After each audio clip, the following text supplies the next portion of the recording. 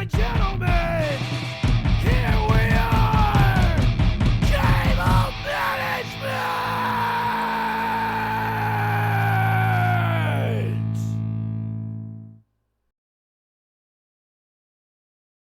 Welcome back. Yep. It's been a while. It's been 2 weeks. Yeah. Well, we're gonna try and aim for a monthly release on this, but since last one was more of an intro track kind of thing, or it ended up like that because of mic issues. We're just giving y'all a sneak peek. That's what that was. Yeah, that's really what it is. We needed one anyway. Today is Sunday, June 19th. Yep. It's also Father's Day, so Yep. I already told my dad Happy Father's Day today. But to anybody that does listen to this, Happy Father's Day if you are a parent, if you are a father. Hey, congratulations on that, and hopefully, you know, everybody around you was treated you good for the day. Hopefully, you had a good day of rest. Yep. So, of course, there's something that recently happened that we're probably going to talk about, and I do believe that's the games announced for Xbox and the state of play for Sony. Both Not just that, Square did their little presentation, the 25th anniversary of Final Fantasy VII. So that was just all Final Fantasy VII. They didn't really do too much this year like they did. What was it, last year or 2 years ago when they took Sony's spot in E3? They really just tiled it back, and any games that they did have, they pretty much just let Xbox and PlayStation deal with them. And I've got 1 and 2 for you. All right. Diablo Immortal. You're talking about Diablo 4, I think it is? No, Immortal, the free game. Oh, on browser? Or not browser? Mobile. Mobile. Yeah, that mobile game. Yeah. Can we just say, oh my god, Activision, Blizzard, really, again? Yeah, they keep trying to push the mobile gaming shit, and no, it's not just even the mobile. Like, I'm fine with. I think everybody's okay with the mobile game because it's not just for that. It's not for just the niche group of people, but at the same time, it's them expanding their reach as far as the market for average people that play, and those that have on the go. They don't have a lot of time, so they can actually play like a game here and a game there, and they can keep coming back to it and putting it down, keep coming back. Yeah. But we all know what the main issue is. Just the way they treat their customer fan base, or am I missing something? The pay to play. Oh yeah, that's kind of given with all Activision and Blizzard stuff. Yeah, but it hasn't got to this point yet. This is a new precedent even for them. I mean, even for Activision, Blizzard, even EA standards. I don't know if you've noticed, but there's been a lot of reports on like Game Rant and PC Gamer and whatnot. You know, there are people that are literally, to get certain things in the game that you need to progress, or just to get anywhere in the game as far as leveling and progression, people are literally spending upwards of 5 figures. Ooh. That's... I did not know about that. Yeah, I saw an article today, actually, this morning before coming over to here to work on the podcast stuff with you. Dude literally spent $25,000 and then eventually deleted his character and just said, fuck it. Holy shit. Asmongold. Everybody knows our boy Asmongold. Yep. If you're a gamer, if you watch Twitch, if you watch streamers, if you watch content creators, you know damn well who Asmongold is. Don't even lie. Dude, he spent bank money too just to show the stupidity of it. And it's getting bad. Oh boy. It's pay to play is not the way to go, man. Yeah. It's starting to kill. Yeah. Waiting. What's up? I don't know, man. What do you think? What do I think? Oh God. I honestly think the pay-to-play stuff has been a cancer for a long time. But it's primarily, it started in the mobile stuff, and then it just creeped into all kinds of games. Yeah, I mean, you look at like a Candy Crush, you look at a Farmville, even the Facebook games when they okay, let's talk about real infancy in mobile gaming. Remember when Facebook had those games? Yep. Oh, and they had that stagnant progression for like you had to share it with friends and do this and that, and then eventually it turned into digital currency. Yeah. It really started there, but then I think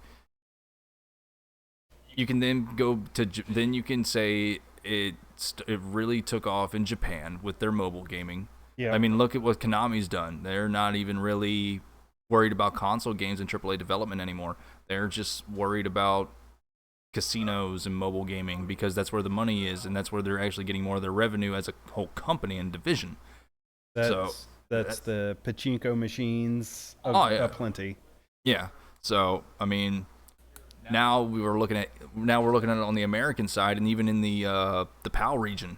Look at the PAL region, man. I mean, they even like slammed them down and pretty much have like almost gotten to the point where they're banning loot boxes because they're considering it gambling. Yeah. I mean, it kind of is. Yeah, it really is. Especially when you sit here and you say, okay, you can get this box. It costs $1. You have a 0.02 chance of getting something of a high rarity caliber.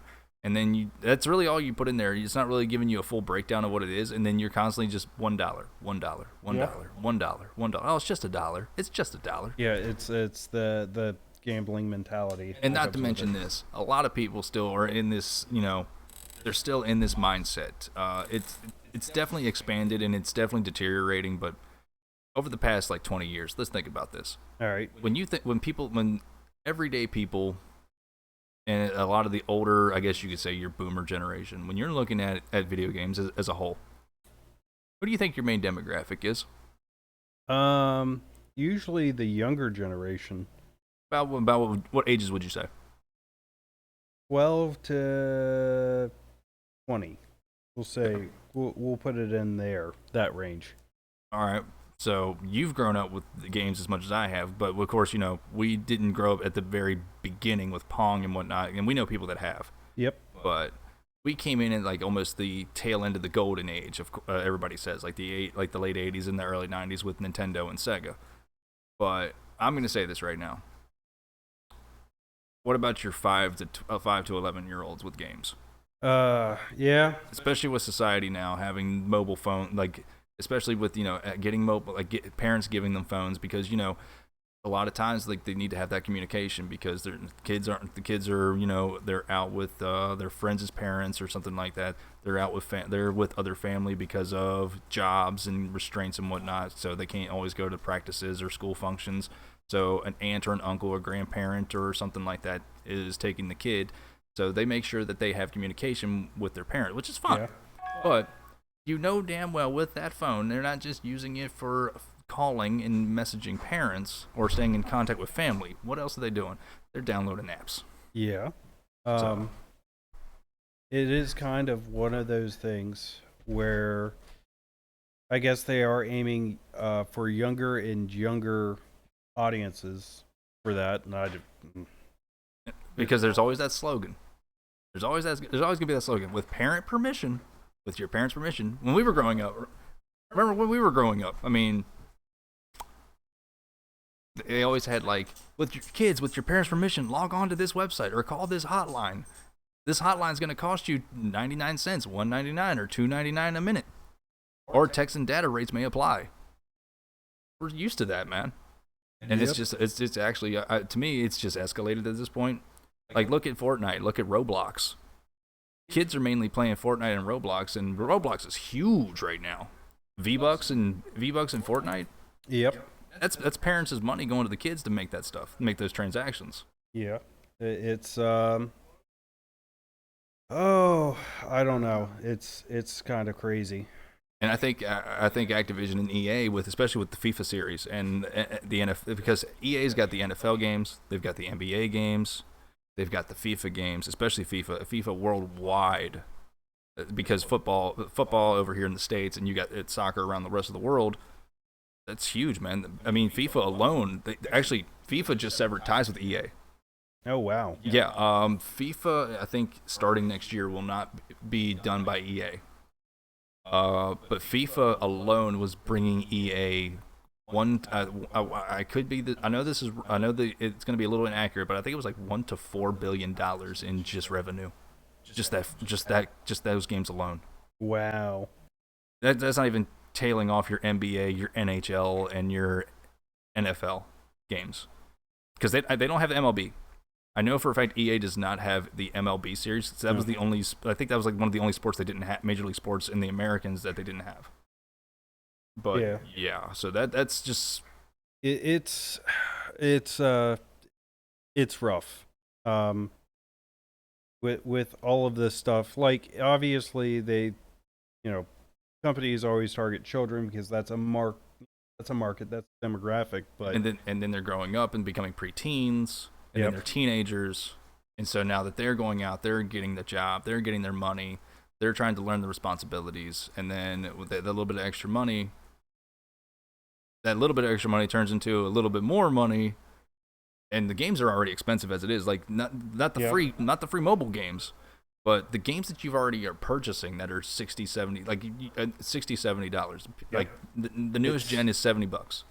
Yeah, that's a market. And then let's not even talk about pre-orders for your collector's editions, your deluxe editions, your stupid editions. Yeah, well, your ultra editions, figurine, Scotty. Hey man, like I've seen it. Hey man, I could afford it. I know. You're an adult. You can do this. It's called a credit. It's also called a Best Buy credit card. I'm keeping a credit line open. Yeah. I mean, to be honest, I've been tempted for some of the crazy editions too, but there's always that point of like, do I really like this that much? Did you have $10,000 to drop on a Dying Light Ultimate Survivor edition that came with its own bunker? Yeah, I wish. I wish I had that disposable income. I don't. I'll still know. That's probably the most extravagant bundle I've ever heard in my life. It's insane. I know. But no, when you really look at it, but you're sitting there spending all that money already on the game. Yep. And then the store is open for other transactions. So at that point, your $70 game is turning into $100, $115, $120. At that point, you could have already bought like the expansion sets. Yeah, it's pretty insane for like how much games have become a market in of themselves. It's become pop culture, and when things become pop culture, it's it becomes a serious market. Let me ask you this: does every video game need its own in-game economy? No, it does not.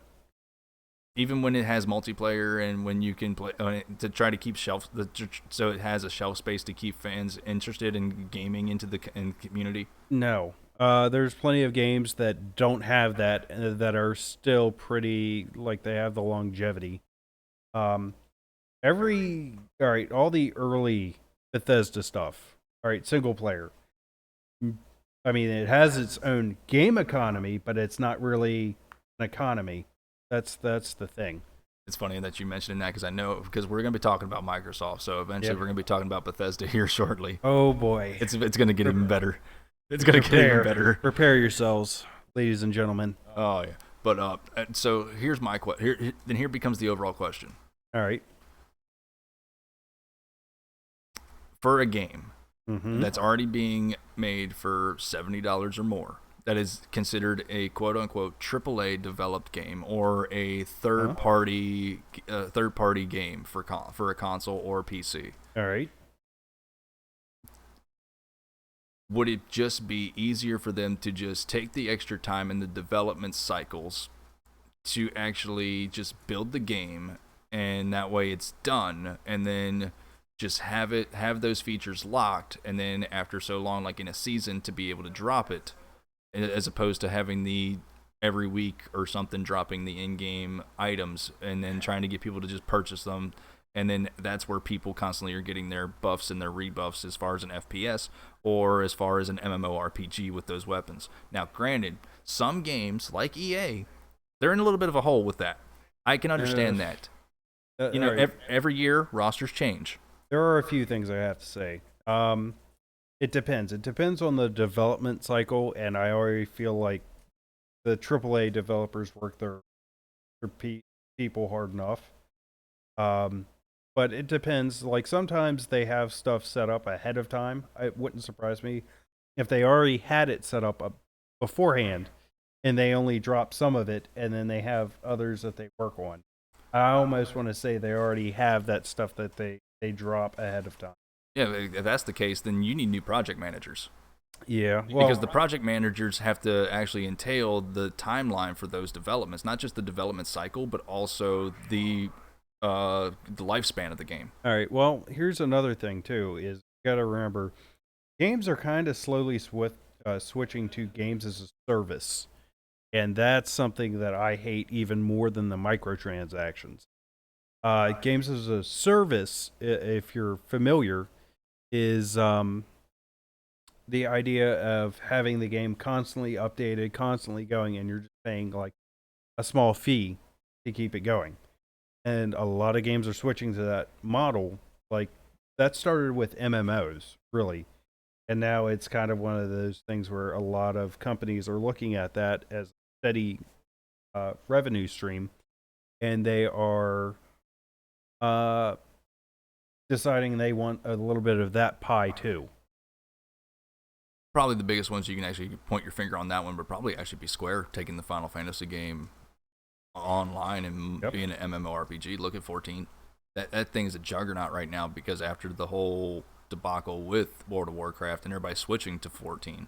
Yeah. Well, that's another thing too, is watching all the WoW players move to Final Fantasy 17 is kind of amusing in and of itself. But To be fair though, this is not me because I grew up with Square Enix more than I grew up with Disney in America. Okay. yeah. And I grew up with Funimation and Toei and Bandai and Yep. Sunrise. Oh, all great companies. Yeah, but I grew up with them more than I grew up with Disney. Now, granted, I did watch Disney as I was younger, but I grew away from it. But as far as something like Final Fantasy, I feel like it's something that's done right for the fact of you can actually the fact that we have on video now, and it's like forever enshrined in the Internet archives. When Yoshi had to actually announce that they had to do cutbacks for, like they had to delay expansion packs. Yeah. He's crying. Yeah. You have people like that's a company that's doing it right. I feel like they're doing it for the fans, and it's probably not an unreasonable amount of money. It's probably just the same median as what most people are paying now for some of the stuff in other games. Yeah. It's interesting to watch that. Now, while I like Final Fantasy, I like the older ones more. But like Square usually does an all right job of giving the fans what they want. But 15. Huh? 15. 15? 15. Let's talk about 15. Let's not talk about 15 or 13 then. Yeah. All right. There are times they fuck up. That's normal for any game studio, or not game studio, but publisher. Like there's always going to be those ones that are like people look at sideways and go, ew. I mean, to be fair, they've done that. They've done the very bad end of the spectrum, and then with 11, they went overboard. I mean, remember, Absolute. I think what was his name? The boss in 11, the first online game. Yep. Absolute Judgment. I remember Dapper Kuma, a friend of this channel. He was talking to me about how that boss by himself was a 12-hour grind. Like you could not stop for like it was a 12-hour game, and then actually like governments got in there and it's like no, not happening again. Now 14, like they have timers. You have to beat the bosses in 30 minutes. Yeah. Well, I think that's because no one wants to deal with a raid boss anymore. Because stuff like that happened in like WoW, where people were like, they're like, hey, let's do a raid. We have to lock in for 12 hours, and it's like, people do have to do bodily functions. They have to eat. Well, look at Japan, man. Yeah. Like, I mean, just to keep up with their economics and whatnot, you got these companies that are sitting there, like they're working 6 to 7 days a week. They're working 14, 16-hour shifts. I mean, it's actually allowed in the workplaces. If somebody catches you falling asleep, they can't touch you because of the extraneous hours. Yeah, that's because they want people to work as much as possible, and that's not a great environment to deal with. And then translating that into the gaming industry, that's probably not good as well. So there's definitely there's good and bad, but as far as MMORPGs, but I feel like as you were saying, everybody wants a piece of that pie. Is everybody doing it right? No, not really. Obviously, we know who's doing it well. We know who's doing it for the gamers, trying to give them what they want. But then we also know the ones that are just sitting there, like just cashing the revenue. Yeah. Bobby Kotick. Huh? Bobby Kotick. Yeah. Oh boy. Speaking of him, I've been saying this for about a couple weeks now. All right. Since we're talking about this whole thing, the Microsoft and the Bethesda deal. Yep. By the way, I find it funny. Yeah. Because wait a minute, one of those big deals hasn't gone down yet. The government's still investigating, right? I don't know. Yeah, the acquisition's not done. No. And I think it's the Microsoft and Bethesda one. Well, those take time too. Like Yeah. a big acquisition like that, you. But they're already parading around like it's done. Oh yeah, they kind of are. I mean, we saw them pop up at the Xbox Games announcement, which. No, yeah. that's what it was titled, Xbox and Bethesda. Yep. Like they're already touting that it's done, and it's still going under investigation because of everything that happened behind the scenes with this. Yep. But no, back to this.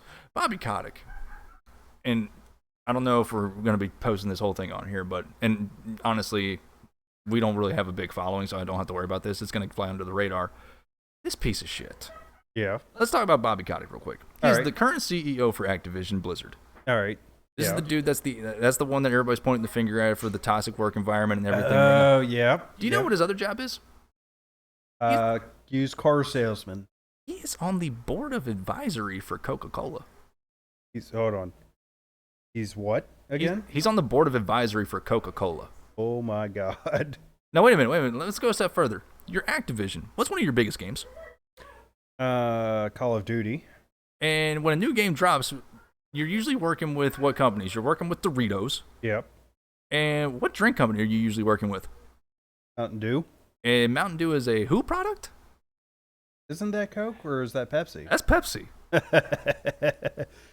Oh, that's perfect. Not to sound like a dumbass or nothing, but from a common man's point of view, if you're on the board of advisory for Coca-Cola and you're also a CEO of a company that is in the market, usually in promotions with certain other companies. Now, granted, I don't know who. I think Doritos is owned by Lay's. Yeah. Lay's is owned by. I think. Yeah. I'm gonna just go on a tangent. I could be wrong. I could be completely wrong because I don't have my whole web chart of who owns who. Yeah. But Doritos owns Lay's. I think Lay's is actually owned by PepsiCo too. Oh. Well, to be honest, we could go up the chain because there's only really 12 companies? Six major companies? PepsiCo, Coca-Cola, Unilever, Johnson & Johnson, and you got two more, I believe. Well, I know Bethesda was owned by ZeniMax. I don't know what ZeniMax is owned by. Oh, I'm talking about the whole corporate corporation. Like, yeah, as far as I'm thinking of, is going up the chain. Yeah, but because there's only so many major companies that just run the major brand. I don't know who else is on this board of advisors for Coca-Cola, but wouldn't you be a little bit pissed off though with Bobby Kotick right there? A little bit, but because look at that revenue you're probably getting from sales. Yeah. Well, what else? Let's see. I'm just thinking of all it's just been this way for a while. With major corporations. And then there's a lot of nepotism. Let's go off on this too. All right. When it comes to Activision and Bobby Kotick.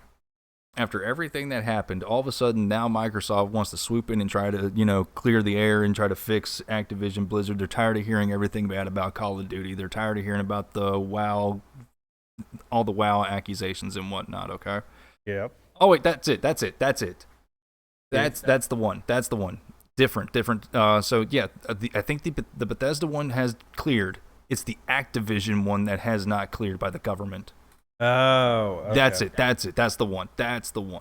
But yeah, so I'm off my train a little bit. But yeah, Bethesda, that one actually is legit. Okay. That one's legit. But the Activision one, that's the one that's under the scrutiny because of all the toxic working environment, all the allegations, all the lawsuits, all the stemming back from Bobby Kotick from all these years for almost the past 20 years while he's been in charge.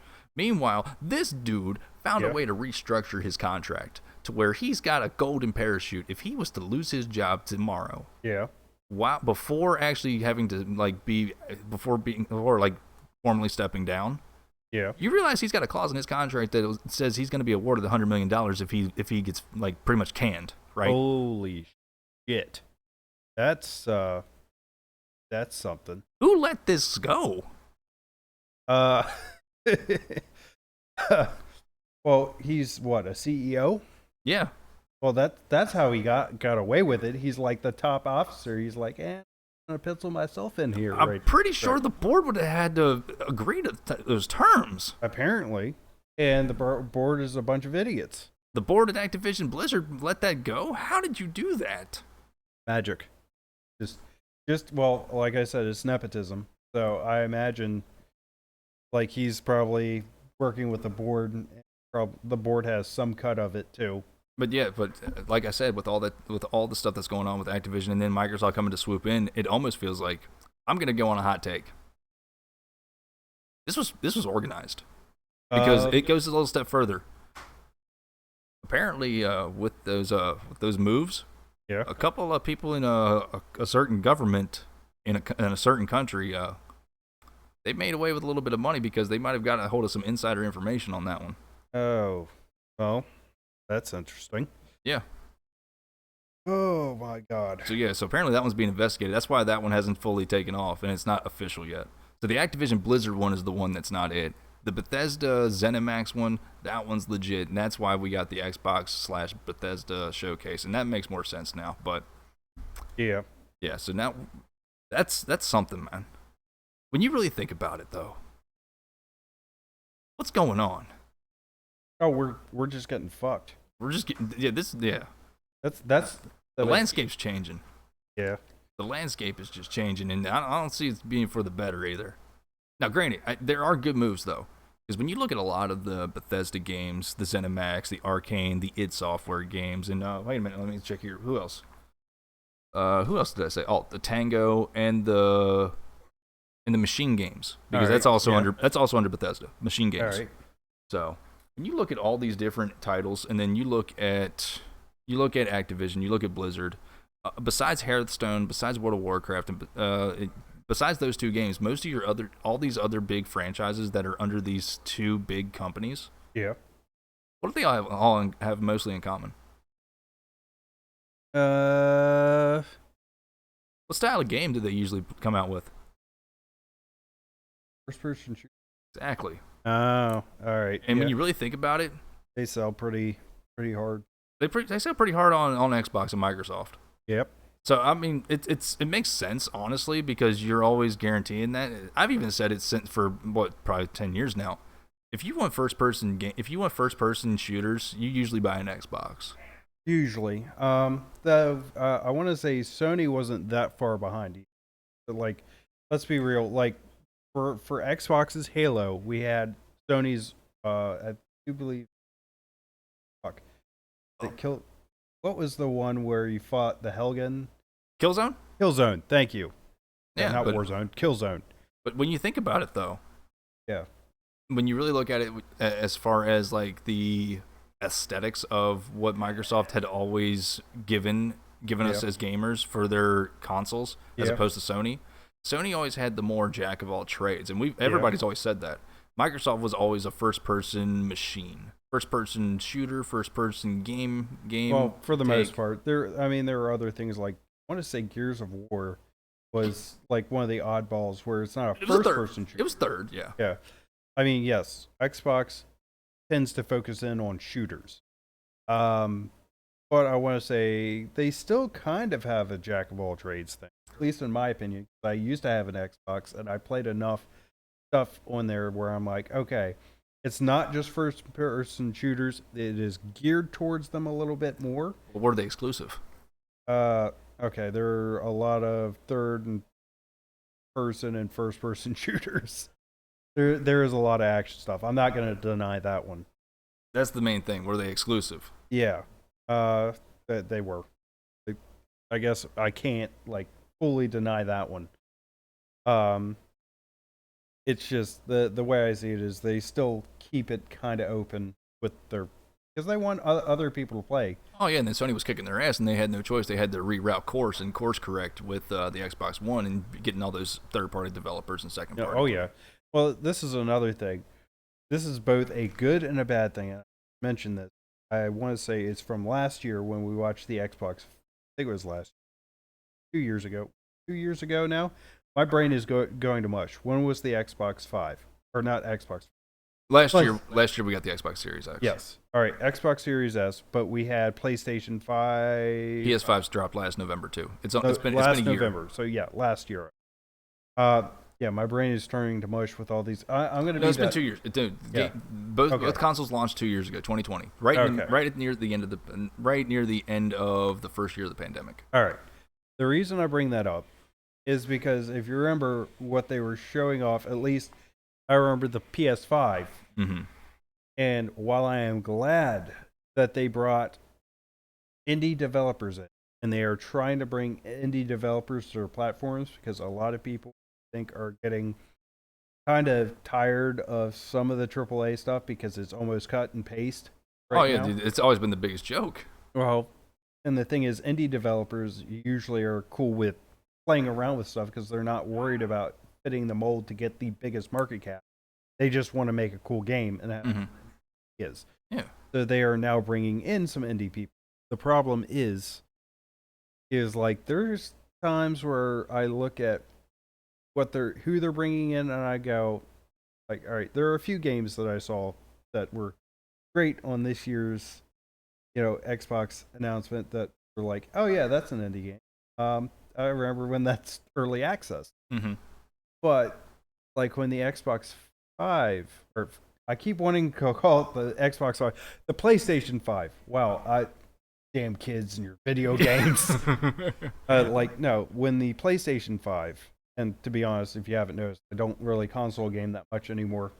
Why I just stick to computer. Right. Yeah. But with the PlayStation 5 dropping, some of the things they showed, one of them was Goodbye Volcano High. And all I could ask is, why are you promoting, like, there are so many better indie games to promote than like some Tumblr god awful furry like visual novel. Please stop. It hurts me to even look at. Whoopsies. Yep. Foot hit the microphone. Yeah. So we'll have to edit that one out. Actually, we'll just keep it in. Yeah. No, I get what you're saying. I get what you're saying completely. And the reason why I'm saying that is, I feel like all the good indie developers, the minute that they get like a couple of reps into their, I know I got to talk louder because I'm a little wet. Yeah, you're doing good. Yeah. So I think the issue then becomes just the fact of you're going to be hearing me going a little bit in and out because I'm moving the microphone because I'm trying to readjust for the chair. But right. I think the issue is these actual third-party developers that are actually doing a good job, and after a couple years under their belts, they get some games and they're getting the talent that they need. As soon as they start getting good and they start actually like turning a dollar, what happens? Big company starts to look at them and go, "Hi, I'd like to buy your IP." We don't want to just buy your IP. We're just going to buy you outright. Yeah, which obviously some indie developers, if they're private, they can just fuck you. I mean, look. I mean, look at Take-Two. Take-Two got bought. Yeah. And I'm still trying to figure out why they got bought because like the only game that they really had was what? Let me give you the biggest indie buyout, which from the smallest indie team, and that was Microsoft buying Minecraft. You know how popular Minecraft was? Dude, that's still probably don't even get me started, man, because let me get this straight. I'm still fuming over this one, okay? Sony buying Bungie. Yeah.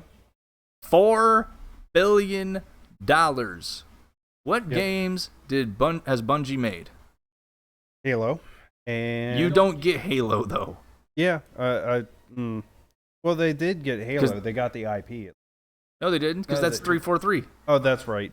Well, I thought like the Halo property went 343 after Bungie jumped ship. Yeah, so 343's got Halo for Microsoft. Yeah. So there's only one game that you got from Bungie, which is Destiny. And Destiny 2. Yep. You spent $4 billion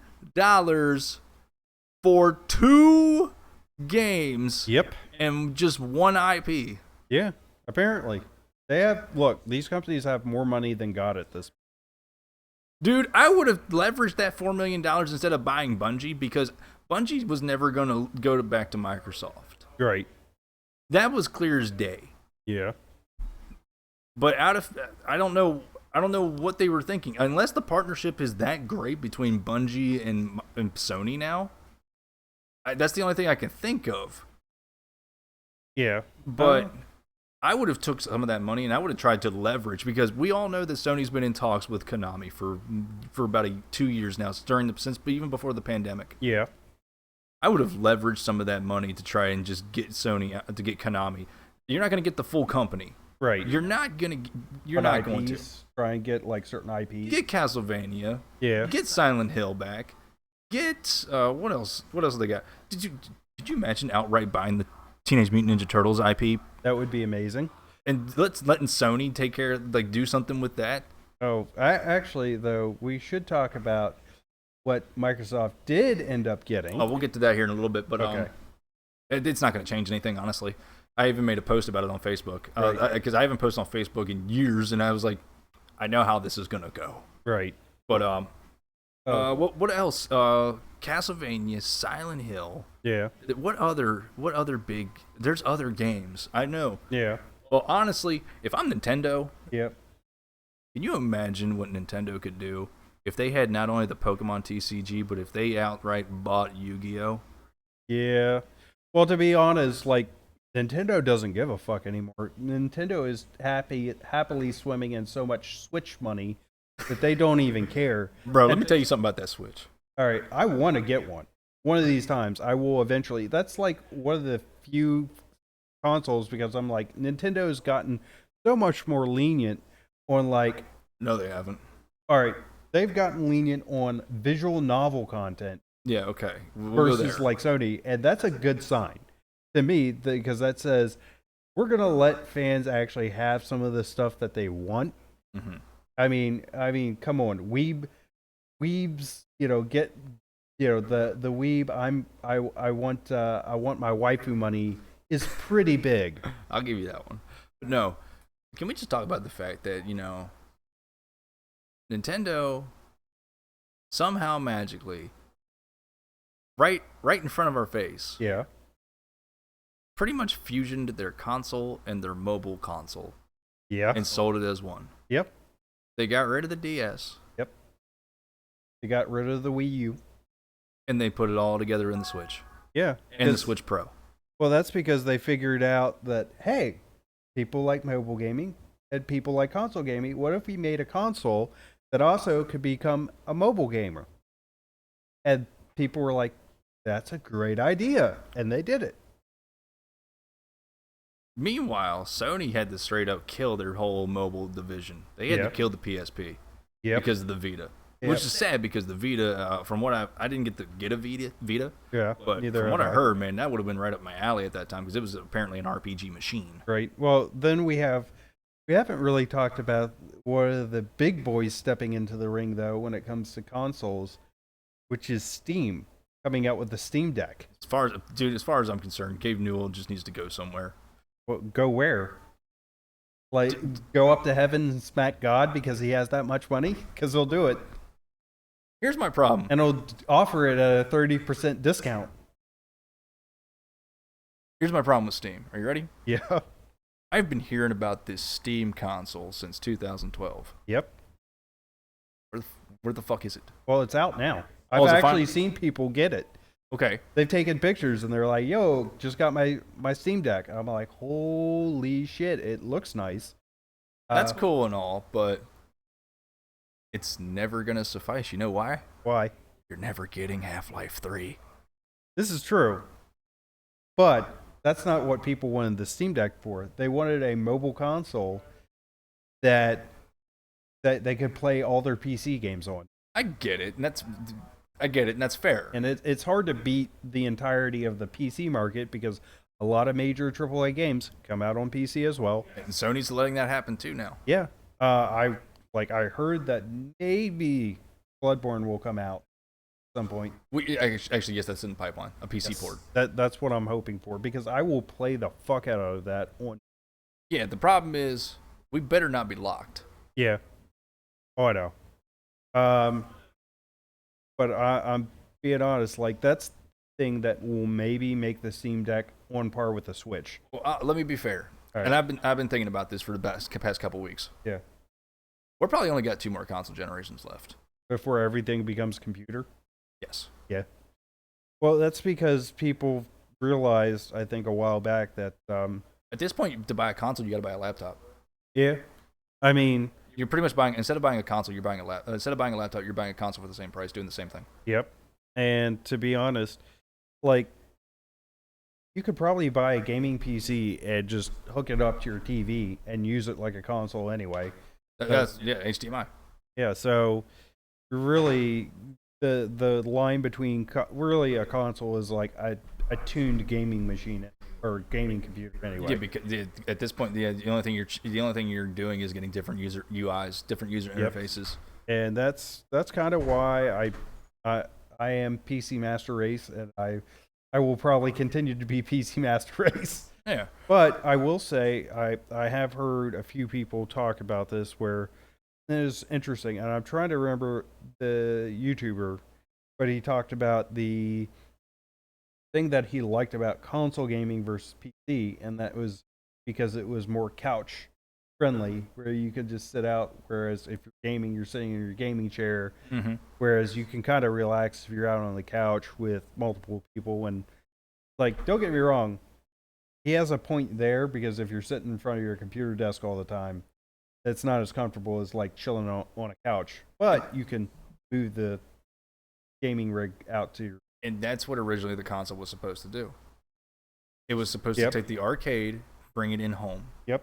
play with your friends, play with your family. Yep. But somewhere along that line, we've lost that as far as the console market. Yeah. The reason why we've lost it is because of the graphical ingenuities, Right. Well, the recommendations that the capacity it needs to play some of these games. I- Online gaming. I would say online gaming is the biggest part of it, because they look at people and go, well, if they both have them anyway, let's just sell them and just allow online co-op for couch co-op, which I would prefer the option for both. Like, I'm cool with online co-op, and I'm also cool with, like, if you have 2 people. And we had that a couple Yeah. generations past. Yep. Where you could sign on and you could actually your account, you could guest log into your account on another console if they had it, and Yep. you two could play together LAN style. Yep. Well, you could also, there was some couch co-op with proper stuff too, where some games still support it. Hell, some PC games now Like, support couch The one of the first tournaments I ever did with Joker, I actually had to go to his house. Oh. And no, I'm actually lying, because actually I took my PS4 Pro to his house and plugged into the TV. Oh. But at his house there was a PS4. It was a regular one, All right. and it already had Warzone on it right there and there. Right. All I would have had to do was log in as a guest, and it would have already just pulled my information. All right. I gotcha. Because we were at that point where we could have just done that. Yeah. It's interesting because, like, again, couch co-op is probably king, in my opinion. That's what we don't have anymore, though, because Yeah. there's not a lot of options now for the LAN party. Yeah. You used to be able to do that with the 360. You could do that with the PS3 and the PS2. Yep. And it's not a big deal anymore, which is, like I said, it's weird because computer games are starting to bring that back. I would have never thought that. I was like, I can couch co-op with this game on my computer. Huh. But the more I thought about it, I was like, yeah, that's actually not a bad idea, because you can still have a couple of people over. And if anything, the Steam Deck is going to be the bridge for that. Yeah. I mean, a Steam, the hilarious thing too is, like, a Linux user, Steam Deck is essentially a Linux machine that's just running like a custom OS. Now, the only question is, since you're talking about Linux based in the Steam Deck, Yep. if a family has a Steam Deck, Yep. and the older sibling knows how to operate Linux, Yeah. They And could he- probably hack it. and no, and he has to play with his little brother, Yeah. is he going to be smart enough to nuke those controls for that second controller? I could see it happening. I'm not going to lie. It's not going to be the same as unplugging the controller. True, but it would also be equally hilarious. It would be an own on a whole catastrophical level. It's like, Well, yeah, hold on. If you would have to have 2 Steam Decks though, because these are the handheld. oh, I haven't seen them. Oh Lord! All right, because they did have like the Steam Machine, which they. That's what I've been talking about. Yeah, no, the Steam Machine they stopped doing that. Oh, come on, man. The Steam Deck is the mobile one. It's like a bigger version of the Switch. Okay. And it's great because the Steam Deck is set up. It runs pretty nicely from what I've heard. Okay. And you can play most of your Steam games. So I want to get a Switch. I'm probably going to get a Switch.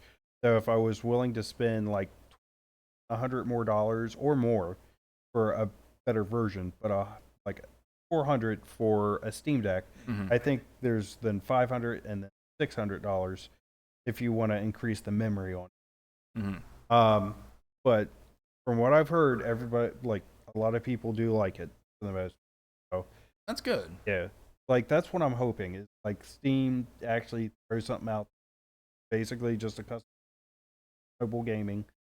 You have fun with it. You can play all your PC games, which is great because there's certain games where you're like, I want to playing this. But My main argument is the fact of the whole thing with Gabe Newell is you already had your company. You had Valve. You had a huge following. yeah, Yeah, you technically gave them more, but you're kind of not giving them what they've always wanted. There's always going to be clamoring for that one thing, and you kind of left them hanging. Half-Life 3. Well, technically they released Half-Life Alyx, which is basically Half-Life 3. I mean, it's all right. It's not exactly, but it's it's 2.8.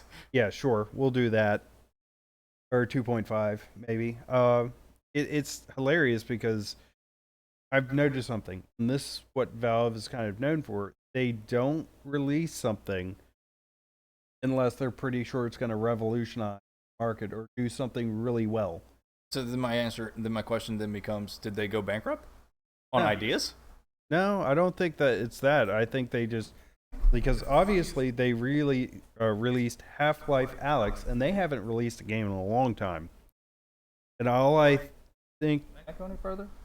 What? Maybe just a little bit. Careful. Yeah. Easy now. Yeah. Easy, bud. That's right. Yeah. Well, one of these days we'll have them on. Oh yeah, we will. Yeah. But yeah, I think like they'll release games when they want to. And they're not, because Steam is keeping Valve afloat aplenty. It's more than keeping them afloat. Yeah, so the only time they're going to play games, or not play games, but make games, is when they really have an idea. They really want to be like, all right, here we go. We've got something that's going to really wow you. So that's the thing. I know there's the whole thing between Steam and the Epic Store. I still haven't gotten the Epic Store. Going to. Oh, to hell with that, man. I had Fall Guys for free on PlayStation, and then all of a sudden I get on there one day after an update. Where's your Epic account? Excuse me? Yeah. That's the thing is, like, some of the things that Epic does I do not like, but they also have good, they do have pretty good, like, sales. They know where to look for their sales. Oh, yeah. Because they release free games on the Epic Store like once a month, kind of like the PlayStation. They do stuff like that, and they have good discounts.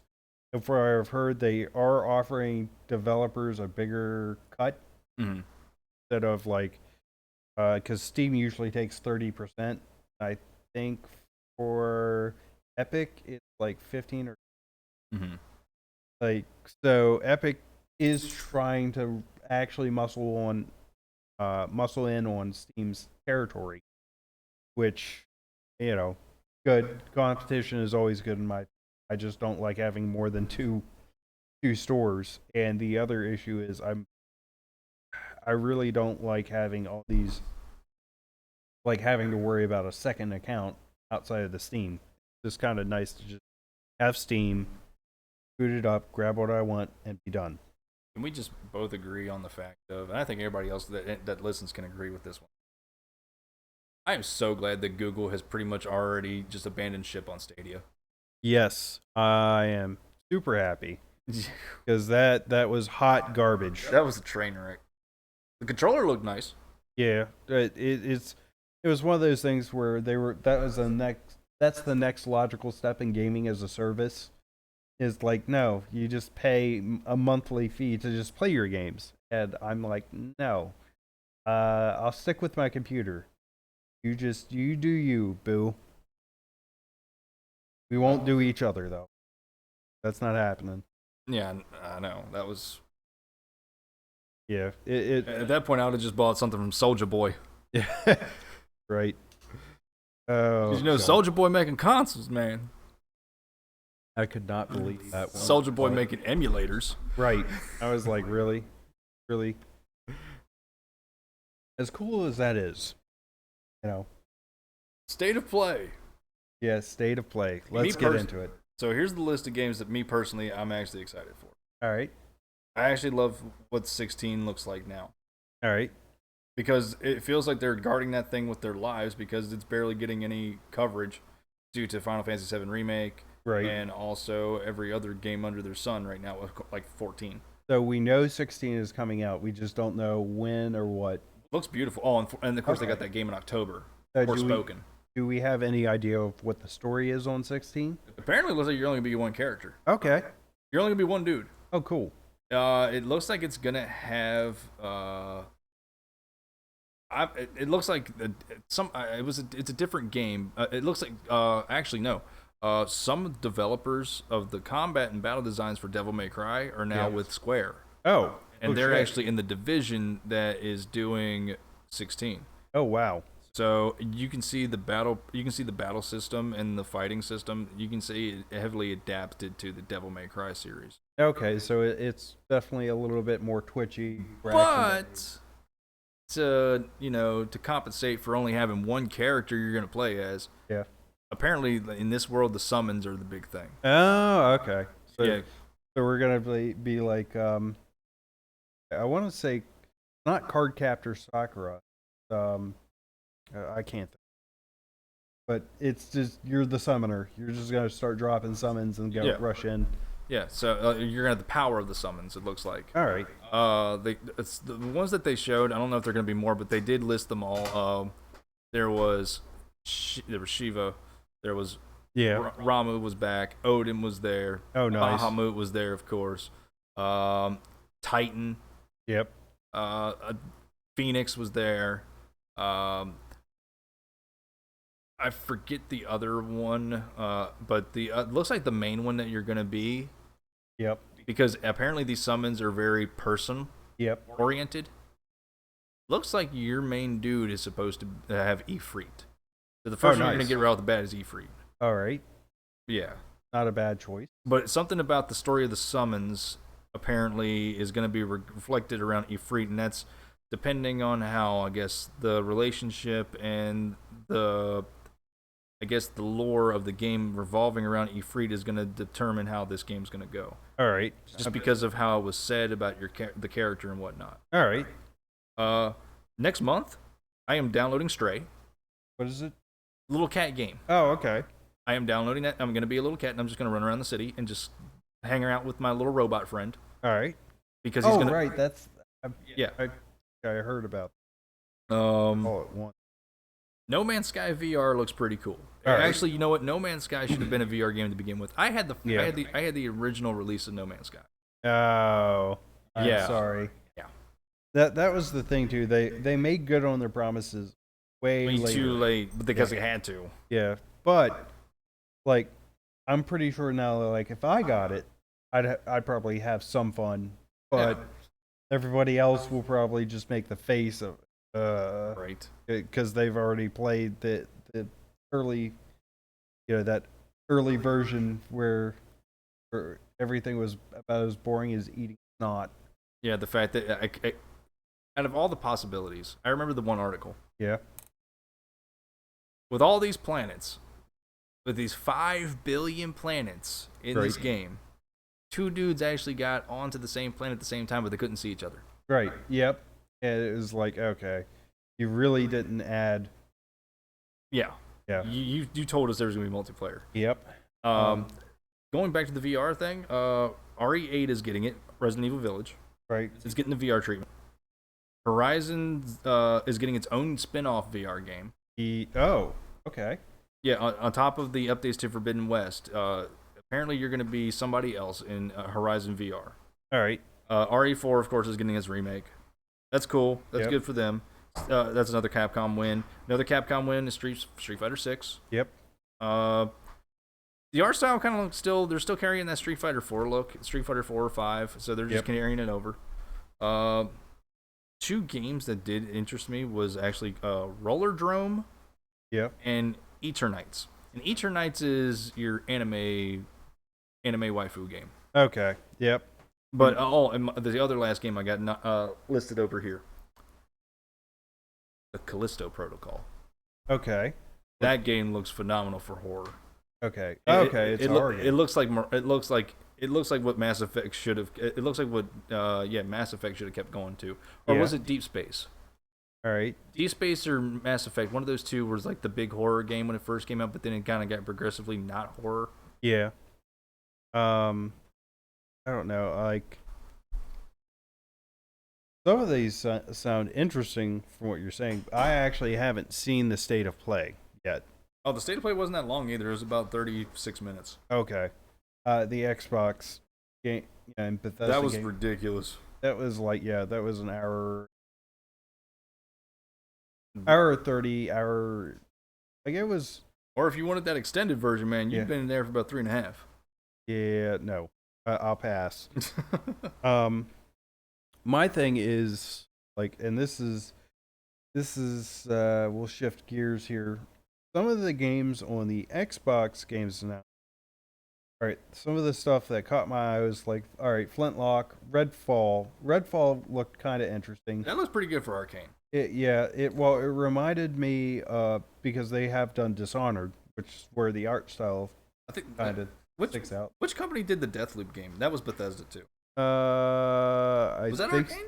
I don't know if that was Arcane. I don't actually remember. I know for a fact that was not a Bethesda exclusive title. There's no Yeah. way. That was one of their second party developers. Yeah, it's. But like, But that was definitely not an id or a Tango game. yeah. I will say, like, all right, the thing with Redfall is looks nice, but it kind of gives me vibes of like Left 4 Dead. A lot of people said that. Yeah. And that new game Back for Blood. Yeah, like it. I'm glad I'm not the only person that noticed that though. Well, they even mentioned that in Yeah. in like the apparently the extent, because I turned on the extended, Yeah. and that's what they were talking about. They were talking about Redfall, All right. and the interviewer actually brought that up.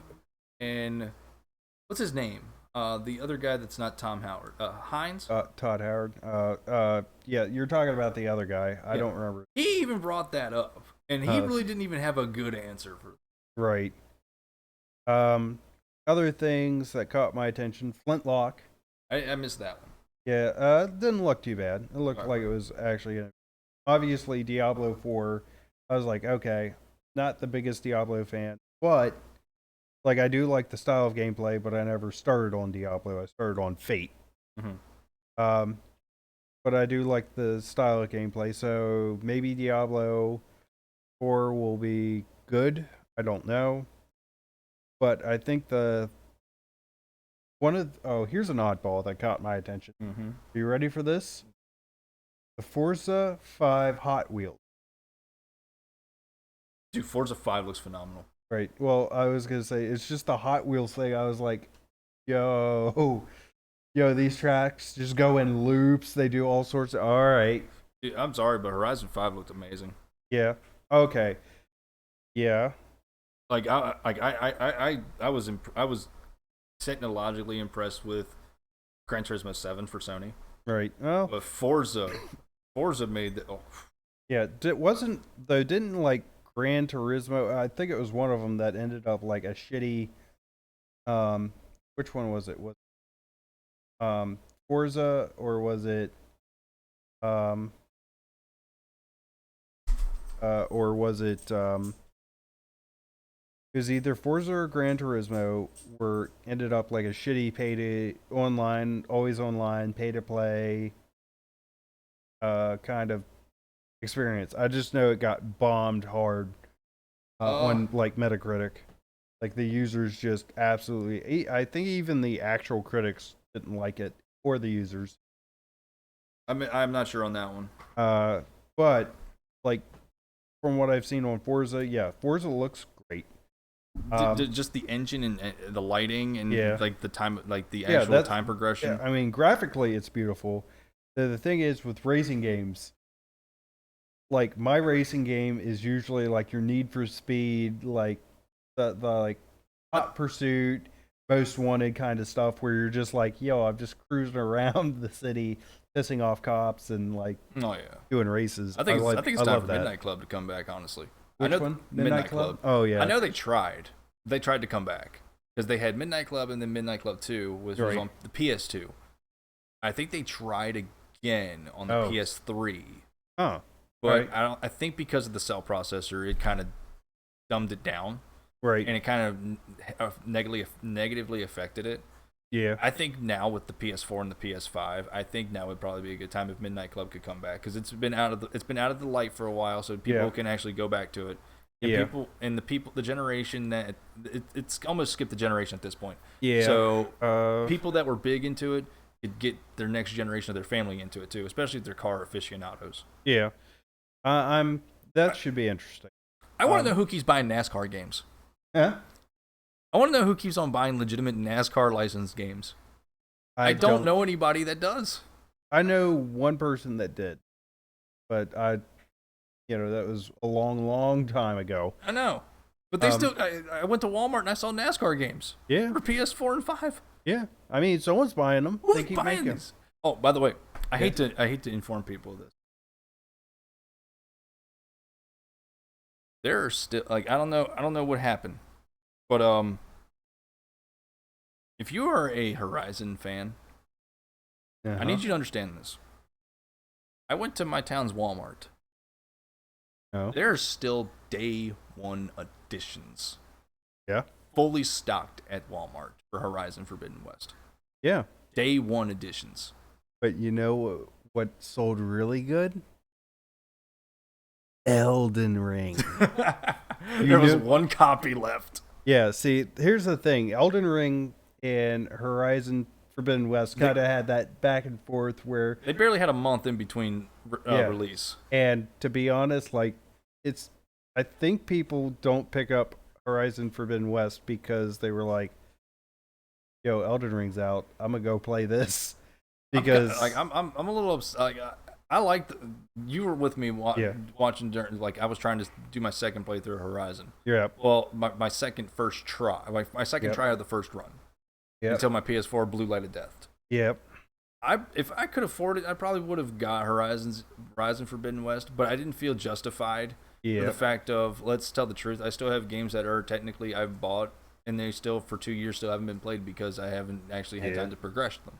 Right. Well, the other thing though, let's talk about the other thing that made people buy Elden Ring outside of Horizon Forbidden West is because the women in Elden Ring look like women. I'm saying it. I was gonna say because I thought we were just pissing off Quantum TV, but okay. Like, look, let's be real. The main character, what they did with like the face shape and all that, we're just like, well, why does she look so much more butch now? Is this needed? Why did you do this? And so I feel like a lot of gamers took one look at that and said, the gameplay's good, but what the fuck did you do to that main character? That is not okay. And then they looked at Elden Ring and said, oh, a waifu that looks like a waifu. I'm gonna go with this. And that's unfortunately, I think that's part of the factor is people looked at it, were pissed about what happened to the main character or how they mauled her or whatever, and just said no, not doing it. I don't know what it is with game developers and everyone doing like, hey, we're gonna make this woman look not like a woman. Because somewhere in apparently in QA, Yeah. or their research and development teams, or their marketing firms, apparently they do these stupid little closed. They're not, as far as I'm concerned, they're not. They're closed.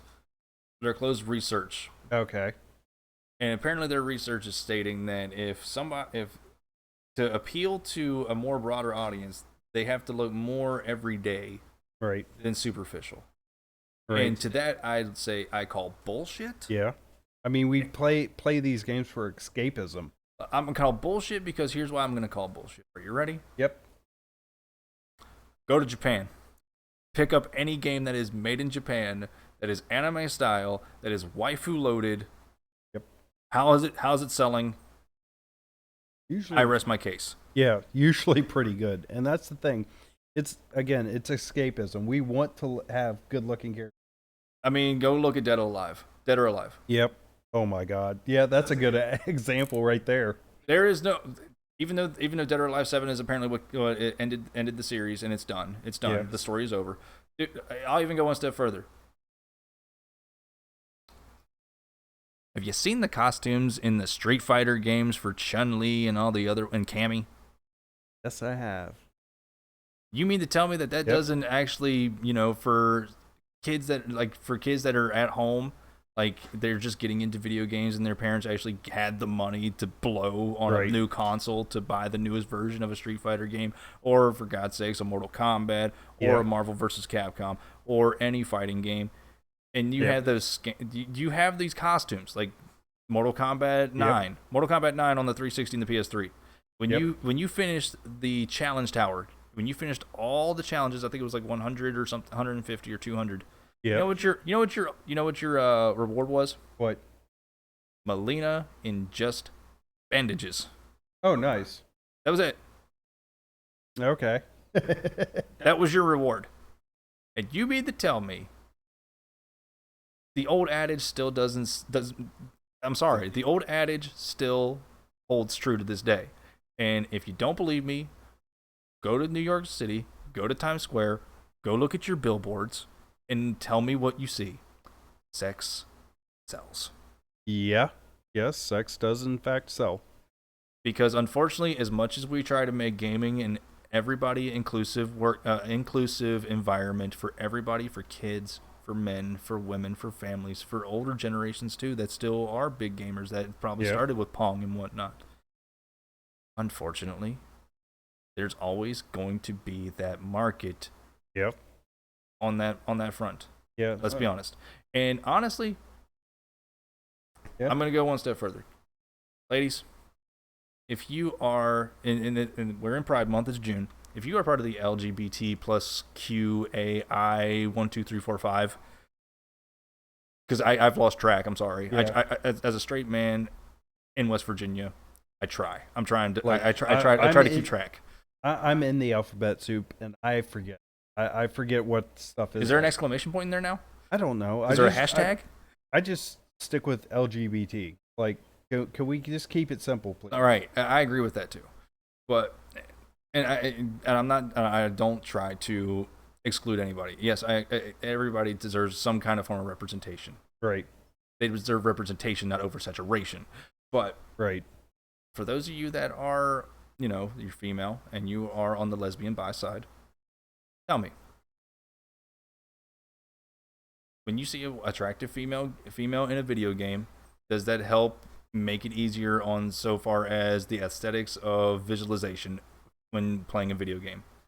That's always a good question because some of them will probably say yes and others no. It really depends. I'm not trying to sit here and talk about the wokeness or the political spectrum of it or Yeah. whatnot. We're just talking about the overall deal of it, of just visualization of how the game is being presented Yeah. and how it appeals to the actual audience. As far as that, it's not looking at it as far as sexism or anything like that. Anita Sarkeesian, you can go away. Right. I'm not trying to stir up an Anita Sarkeesian or a Zoe Quinn. I can go on that tirade on another on a secret stream some other day. I'll leave that at that because I've got a whole arsenal of Gamergate that I can just unload on her. Yeah. But in the general sense of it, sex does sell, and if it didn't sell, go look at your other advertisement ways. Yeah. Go look at your movies. Go look at your TV shows. Go look at your perfume, your clothing. They're trying to be more inclusive. Exactly, they are trying to. Like, yep. I got one for you. All right. Victoria's Secret. Yeah. Oh no. No. Oh. Their lingerie is actually decreasing in sales. Yeah. Because more women are going to other stores for like the more natural, like the bralettes instead of the big foam push-up bras. Yeah. So there is something to say that the trend is changing. Yep. But it's not changing as fast as we think it is. Right. And for me personally, you can't sit here and...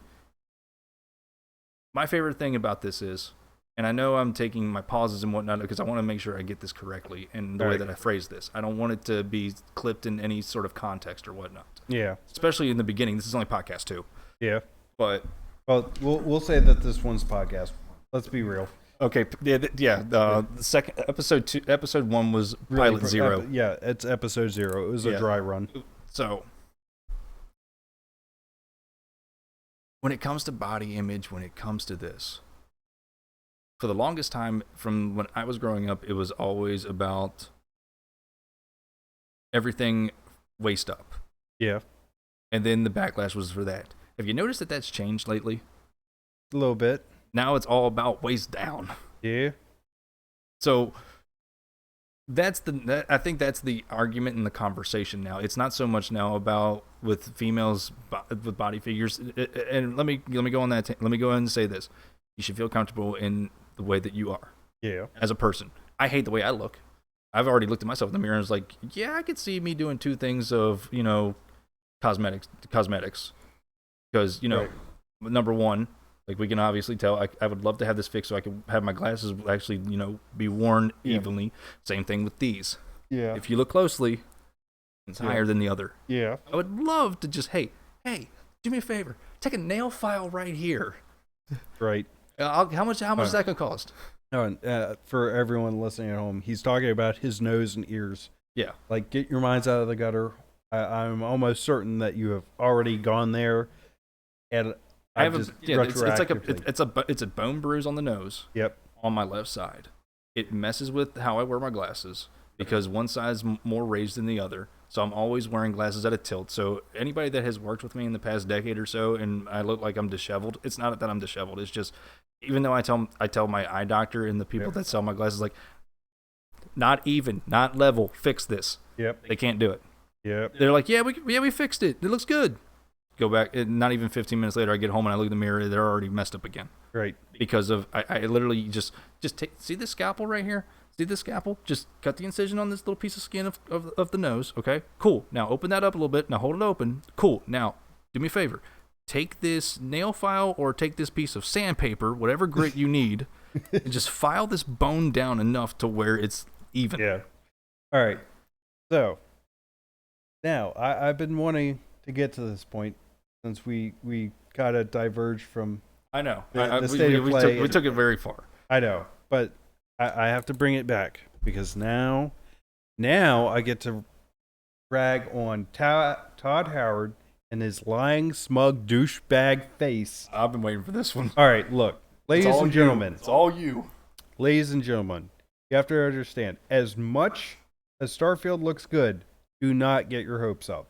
I'm actually going to say this as someone who really does like Bethesda games. Hold off. I'm going to say this as it is now. The trailer looked good, yes. Do the features that they promised look good? Oh, yes. The thing is after Fallout 76, I do not have high hopes. My only thought, though, is that 76 they were fucking around with other things such as net code and trying to get everything to work. That really what it was kind of a cash grab / guinea pigs. I think that really was what it was. It was a guinea pig game. Well, let me tell you right now. When it comes to Fallout 76, and I've been saying this to a couple people, you knew the game should have tanked the minute that they put the setting in West Virginia. That's harsh. I've been waiting for a game to do a setting in West Virginia. We always get the short end of the stick. As much as nobody wants to admit it, we always get the short end of the stick. Yeah, but what I have heard, though, from friends who have kept playing 76 way past what would be normally sane to do at this point, is that they did actually improve it. They made it better. They fixed it. They added NPCs. They did all sorts of stuff where I was like, huh, they actually took their time to improve this game, even though it's like kind of a day late and a dollar short, kind of like No Man's Sky. It was one of those, all right, they actually did fix it, and I do see some play value in it. However, that being said, it still damaged the way they handled it, the way they handled refunds, all of it was awful. And, like, I'm still thinking about that going into Starfield. I really like how Starfield looks, but I'm still going to wait, like, at least 2 weeks before I pick it up, just to see the comments roll in. Because you know there's going to be some hardcore players that dive into it head first and then say, like, all right, here's the pros and cons of it. Even then, you know it's going to get patched probably day one. It's always going to have a day one patch. Yeah, so I'm going to wait and see how it is. If it ends up being good, all right, then Bethesda will have earned back some of that broken trust. And we can move on from there. But that being said, this is really a chance at redemption for Bethesda. It's nothing more than that. Can we just actually take a moment and actually applaud Bethesda? Because I think this was the first year in probably like the past, 12, 13 years. We didn't have to hear about Skyrim.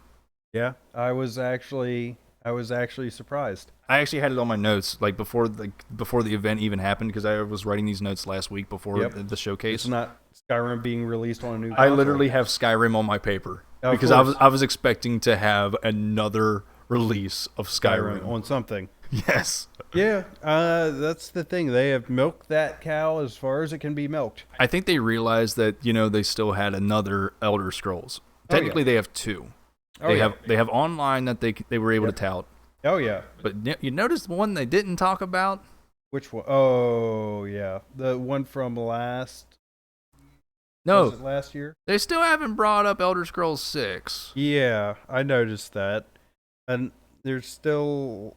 I'm trying to remember where they said they were going to make it set at. I think they said High Rock. Something about the elves. Okay, but here's my thing. We already know it's in the works. Yeah, it is. They got away with not disclosing any more information about it because they were so wrapped up with, what was it, Redfall and Elder Scrolls' expansion. Yep. Touche. Yeah. Think about that right there. They got away with it. Yeah. And nobody's actually commenting on that in the news articles.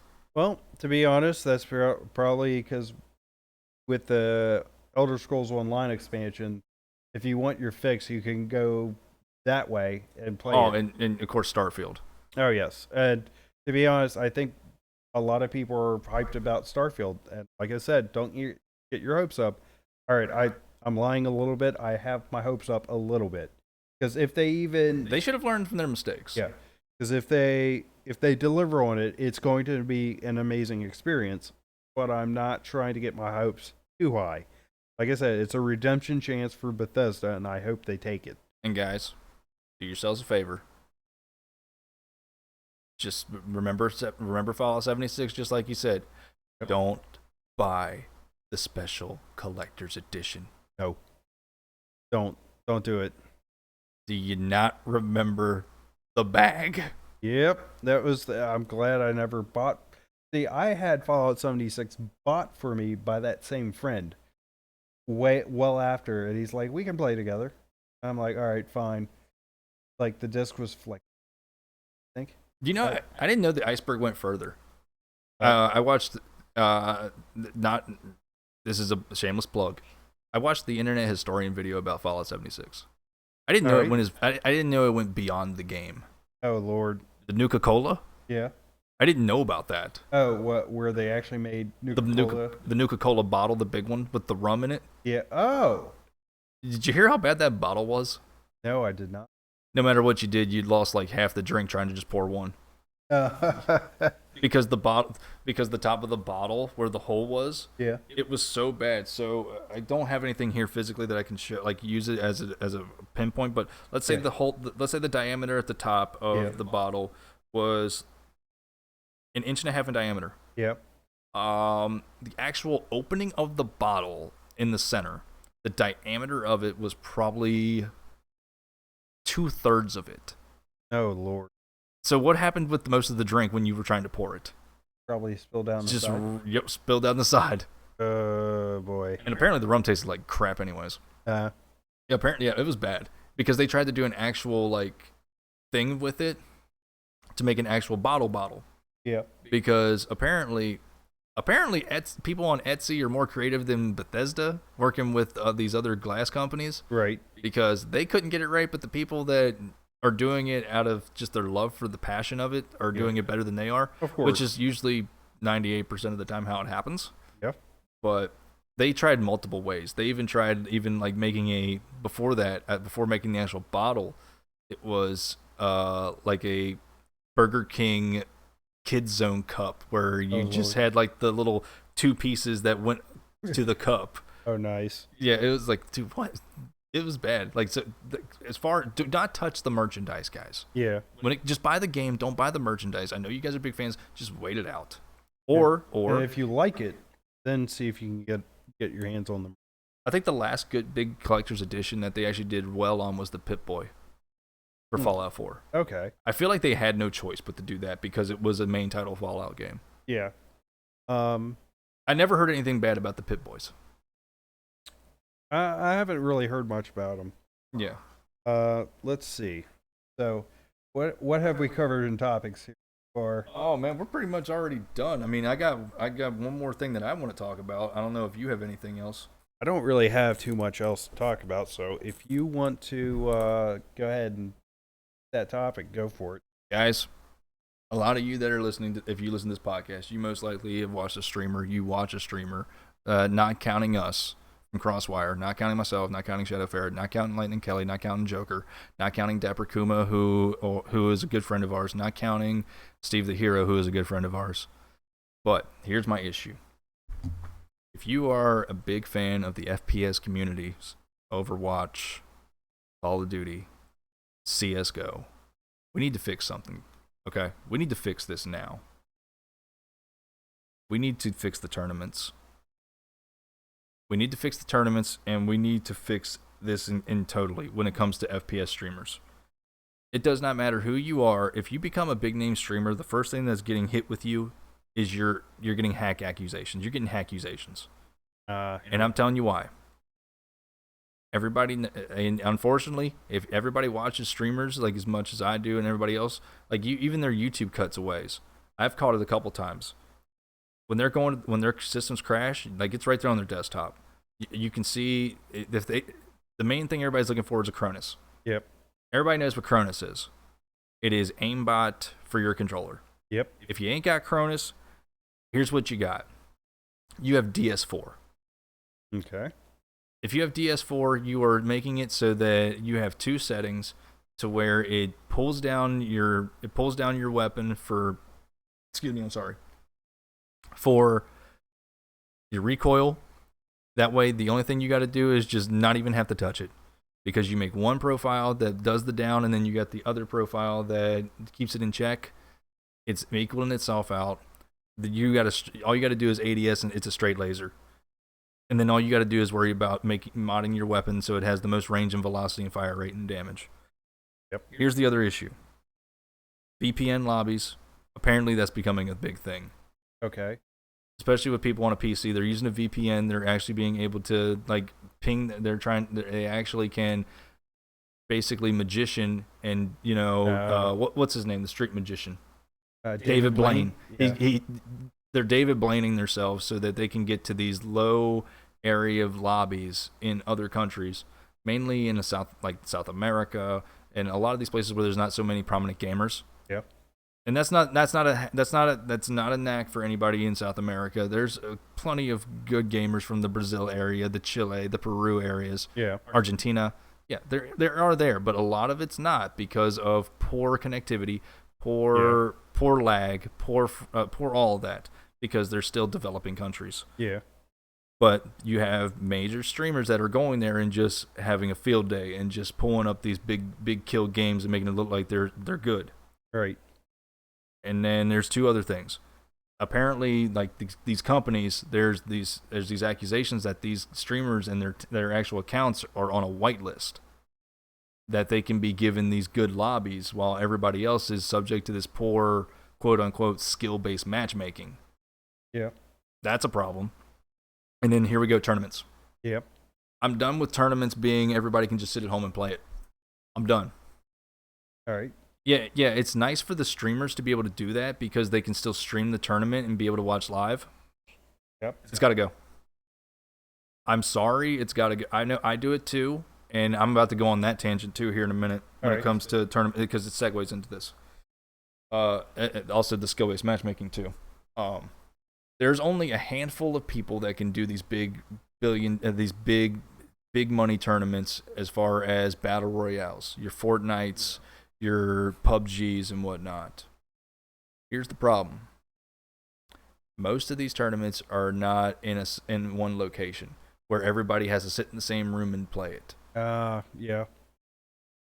So, depending on location, depending on ping, depending on hardware, depending on everything as far as that matter. Yep.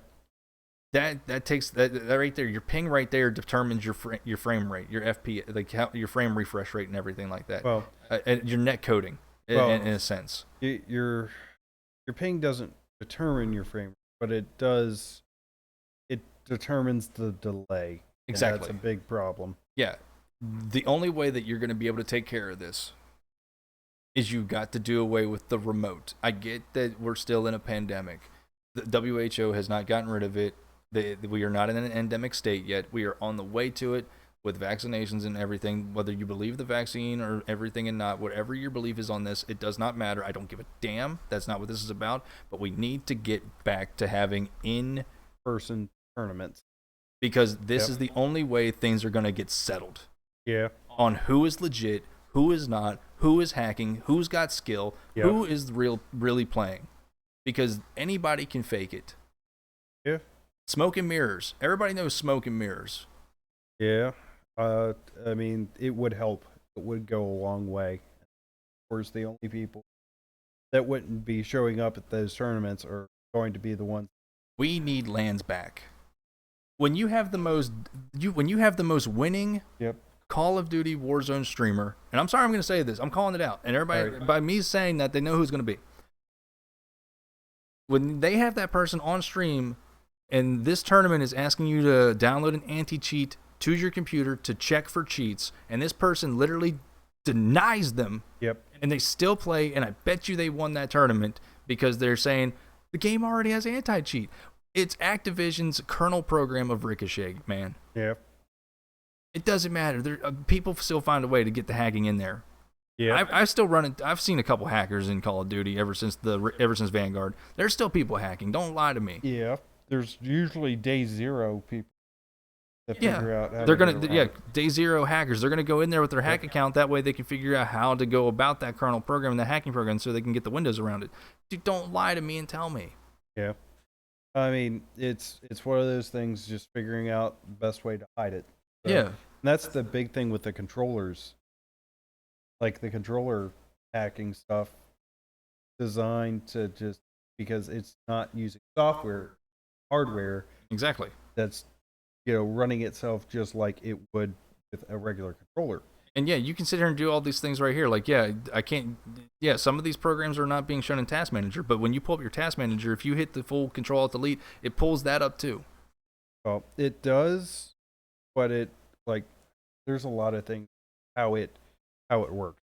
And this is coming from someone that's played around a lot with tech stuff, and the way I see it is, it's disguising, like, it will take itself and make the PC think that it's a regular controller, and then from there, it's like with the not auto aim, but not Chrono. What was the other? DS4. PS4, and that's a hardware thing that's still gonna make it look like Exactly. yeah. It's one of those things that it's almost impossible to counter. And you can fire back at me. Yeah, I've already looked on Amazon. You can get a Cronus Zen for console, Yeah. not PC, console, $50. Ah, You can get it. I'm not gonna lie, you can get it.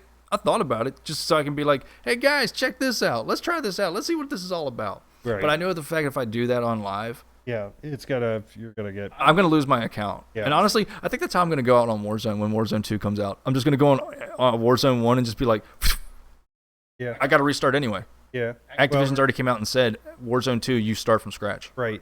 But then again, they might ban your account for Warzone 2. Oh no, they might hardware ban my PlayStation. Yeah. So I wouldn't risk it, but I don't know. If there was a way to make a burner account just to be like, hey, I'm running a burner account just so we can show you how this works. And it's got to end though. I mean, I know Apex was starting to do some live events for tournaments and stuff like that because there's teams. Like you actually have to have a team. Warzone, you don't have to have a team. You can do solos. You can do because Apex, its own battle royale. It's only 3 people. You can only there is no solos. There's no duos. There's no quads. It's all trios. You do have the ranked arenas, but that's still 3 people. Yep. That's the difference. Call of Duty, there's more to it than that. I get that, but your Activision, you raked in how many billions of dollars? I feel like this is just an Activision bashing podcast. But that's okay. But it's the fact of the matter is anybody that's doing it. EA. Yep. EA is trying to do the right thing this time with Apex. Which the words EA and right thing really don't belong together in a sentence. Activision has the money. They already do the CDL. Yep. Look at CSGO. Who creates CSGO? No, what developer makes CSGO? Was that I don't know. I don't know either. But they do Team Fortress. Yeah. Valve does Team Fortress. But no, whoever does CSGO, they've got their league. Ubisoft, Rainbow Six. Yeah. They've got their tournaments. Yep. Why is the biggest American franchise for first-person shooters, why are they letting this get away? Why are they giving, look, Capcom's putting their foot down when it comes to tournaments. Like, you actually got to apply to be an ambassador to use the Street Fighter name and game and actually to do your tournaments now. You actually got to apply for these permits and whatnot, which makes it harder for smaller communities, yes, but Activision, y'all need to do something. And if the acquisition goes through, Microsoft needs to step in. Yeah. Because it's a black eye. As far as I'm concerned, this is a black eye to all gaming. This just it's not fixing competitive gaming. It's not fixing esports, and it just needs to be. It just has to be fixed. There's no other way. There's people in tinfoil hats to swear up and down every NFL and NBA season and MLB and NHL season is rigged because of ratings and money and whatnot. You're going to have those people that are going to sit there and say that all the esports is rigged too because of the money. Yep. It's getting ridiculous. Where's how?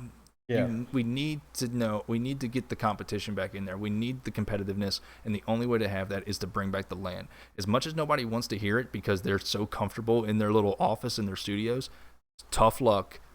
Get the ticket. Yeah. Go to it. If you don't go to it, you can't say that you were slighted because you had the decision to go, and don't tell me you didn't have the decision to go because most likely your donations could pay for it. Yeah. Your followers and your subscribers would pay to donate to get your plane ticket in your hotel room if you didn't have the money in the first place through your ad revenues and whatnot, and your merch sales. All right. That being said, I think it's time for us to switch gears. Yeah, I'm good now. All right. But before that, we're going to take us a little break. Oh yeah. And we'll cut the stream. Well, I'll just leave it running, but we'll cut the stream. We'll be back. So when I clap my hands, it will be time for us to play. Hey everybody. Hey everybody, just want to let you know, I forgot to plug the, well, not plug the mic in, but set up the mic for the scene gameplay in OBS. We have those inputted separately as audio capture devices on OBS, and I fucked up. I forgot to add my own mic after keying everything up and getting it corrected. So, that being said, there is no gameplay this time. We are planning to do gameplay segments at the end of these, or towards the end, 30 minutes or so, 30 to 45, honestly. But for the retro gameplay, but unfortunately, because of my fuck up, there was kind of scrapped the end of that. But next time we will have you covered with the gameplay at the end. All right, y'all, take care.